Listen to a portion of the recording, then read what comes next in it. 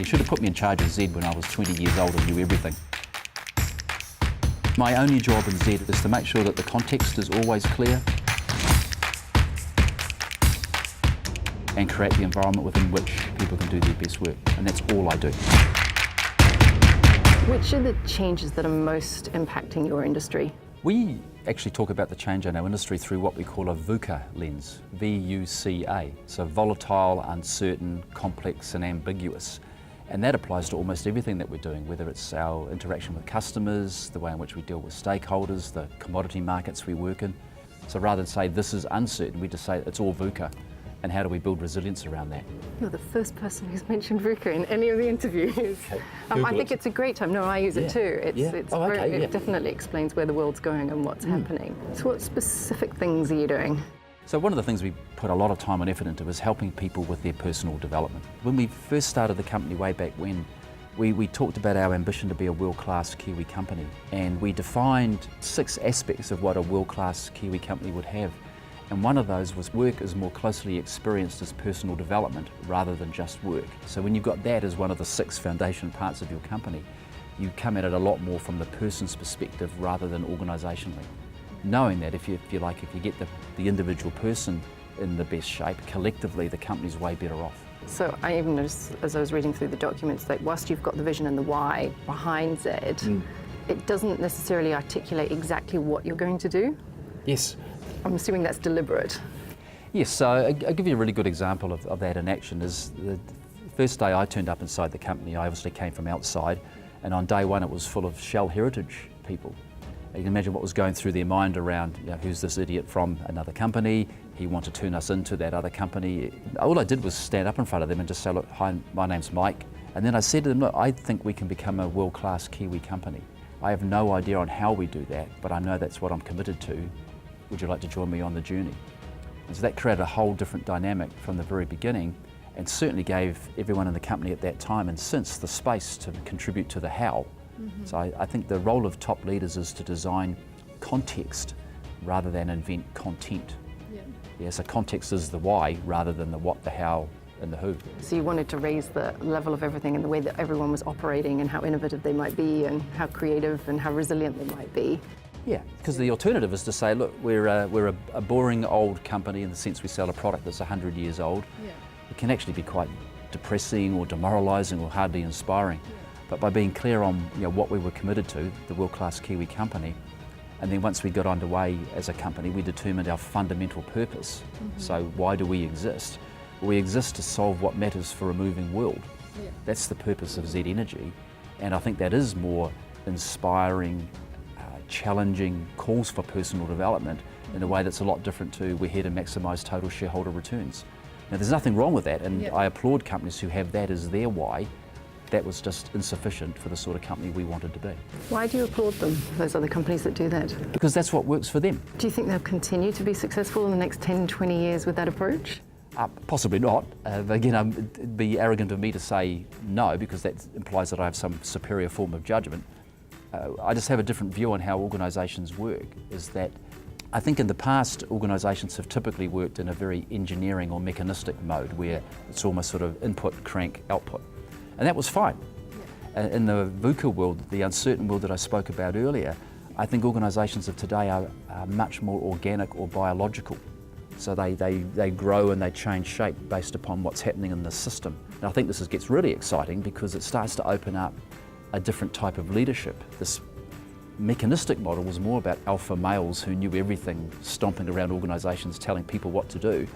This more organic model is much more inclusive, it takes greater advantage of diversity.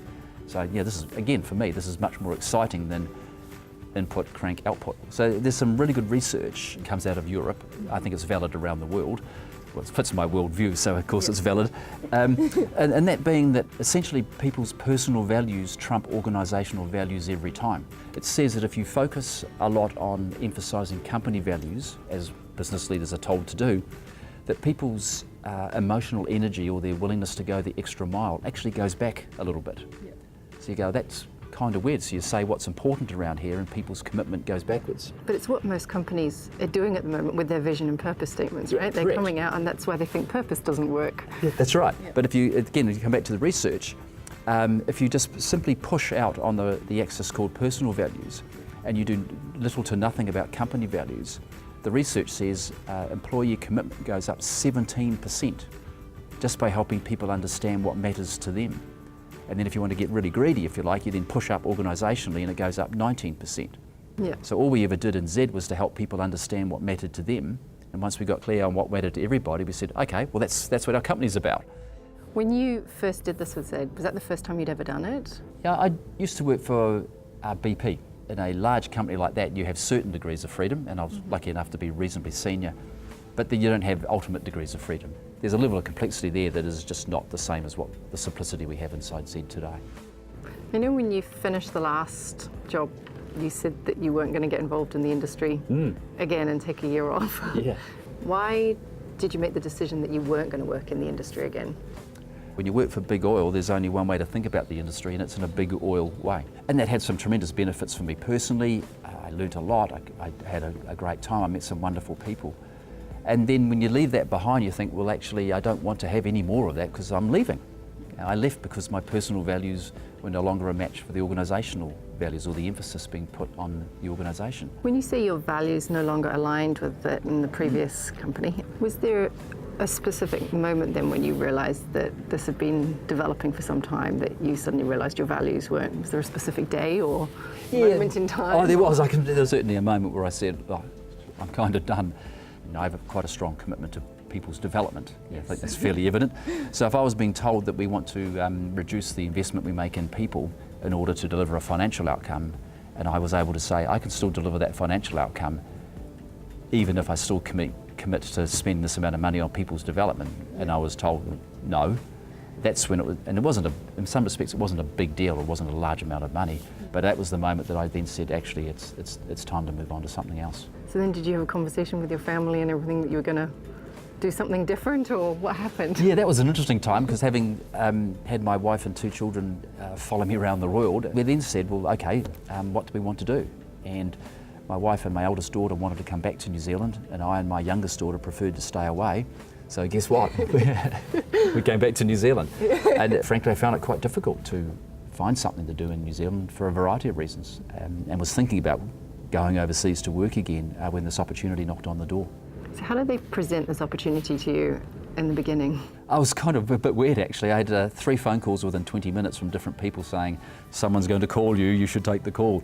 Took the call, agreed to have a chat, and then within having a chat to having a deal done to sign on, it was like a 48-hour period, so it was a bit of speed dating there that ended up in a really good space. I'm trying to think how you word it, the part about moving people Solving around. what matters for a moving world. That's right, solving what matters for a moving world. Yeah. So you had that notion that that's what an organisation like this could become. At the time, for the first year of the company, we actually didn't have a clear purpose. And that was because I really wanted to have the chance for everyone in the company to contribute to the shaping of that. And when we actually came up with our first purpose, we actually didn't have a verb to put in there. It was the energy to do what matters. And we didn't know whether it was bringing the energy or enabling the energy. So in the end, this is the beauty of running a smaller company. We just said, oh, who needs a verb? Now, as we got a little bit more sophisticated and a little bit more experienced, after a couple of years, we came back to that, then evolved into solving what matters for a moving world. So our purpose changed, but the energy, the intent, the feeling behind it didn't really change. It was just better articulated. Were there moments during that year when you were going around talking to people, was there a moment that specifically stood out where you learned something or had a moment of insight hearing people talking about their why and discovering? Yeah, the real insight for me was, I think you've alluded to this in your questioning, is how difficult it is for people to actually start to really express what they think and feel about really fundamental things. And that's not surprising because we're not particularly practiced at any of that sort of stuff. So that was, in some respects, it wasn't surprising that people had difficulty expressing it. What was delightful and surprising is that when given the opportunity, it didn't take much for people to start to build muscle around that and then have confidence. If they could see others doing it, that gave them confidence in themselves. And also, I think one of the things we developed as a company at the time was a really good capacity to listen. So as much as it's good to go out there and have people say what's on their mind, if the leaders of the firm at whatever level are not listening particularly well, then whatever's being said gets lost. I think then you have to go and do something with what you're hearing. It's just awful when people go out of their way to make a contribution, provide ideas or input, and then never hear what happened to it. So I think it's as simple as, give people a good old listening to, do everything you can to turn it into action, and just give up judgment. Have you always been like that as a leader? Has that always been your approach? I'd say probably not. I think that I often share this with people. I've been, if you like, a leader in a classic business sense for a long time now. And I have more questions about my leadership capability today with all of that experience than I did when I first started. You should have put me in charge of Z when I was 20 years old and knew everything, as opposed to now where I have a lot more questions about the right way to do things. So that goes to the question then. So what do you think are the qualities that a great leader has? The things I think about, certainly for myself, is authenticity is really important, integrity, ambition, not for yourself, but for those around you, and a huge interest in learning. Those would be the sort of characteristics that I would look for. Ambitious is an interesting one, or at least the way you explained it, that it's about being ambitious for the people. Yeah. What do you mean by that? I think ambition can take on a couple of forms. There is an ambition for people to be the best that they can be, or what they want to be. There's also an ambition for what you're trying to succeed at as an entity, whether it's a company, an organisation, or like a team. And then there's ambition for something that goes beyond the logical or the already defined space called company, in which case for us it would be New Zealand. So I'm very ambitious for the people that I work with, that they fulfil upon their best potential. I'm very ambitious for us as a company, and I'm very ambitious for New Zealand. And I don't talk about myself in there at all, deliberately so, because in actual fact, whatever ambitions or drives I might have, if I can fulfill upon those three, then I get taken care of as a consequence of all that. You could say, well, why don't I do that as a teacher or some other thing? I just think I'm a commercial animal, and I think I'm best suited to that environment, or playing the game in the commercial realm rather than in an academic realm or a political realm or whatever other realm there is. But it could have been any industry as opposed to just this industry, do you think, as long as it was a commercial industry? Oh yeah, I wish I didn't work in the sector that I do. We've got some amazing people in Z, we've got some very talented and committed people, and I wish we weren't sort of out there flogging a product that damages the environment, that really upsets people's household budgets and business expenses. I'd much rather be in sort of something, I love tech, and I do a bit of stuff on the side around that. That would be, in some respects, way more fulfilling for me, or more open to more possibilities than selling fossil fuels. But certainly if you think that our purpose is to solve what matters for a moving world, that means we can do more in that space than just sell hydrocarbons. We can actually think about, well, what would autonomous vehicle sharing look like? Because that sounds like solving what matters for a moving world. Haven't you just bought a company that's around electric cars? Yeah, we've got a small investment in a startup in Wellington, an electric vehicle car sharing company. And the whole idea of that is to experiment. So we do a lot more experiments inside Z today than we ever have before, because that's part of dealing with that VUCA environment that we're dealing with today. It's really, really challenging for business leaders to transition companies between their core revenues, their core business, and what's needed in the future. If that was really easy, we'd all trottle off to business school, learn how to do it, get the manual and come and do it. There's very few companies that have been successful at that. What does it take, though, to take on that role, as challenging as it is? What sort of characteristic, attribute do you think does it take to take that on?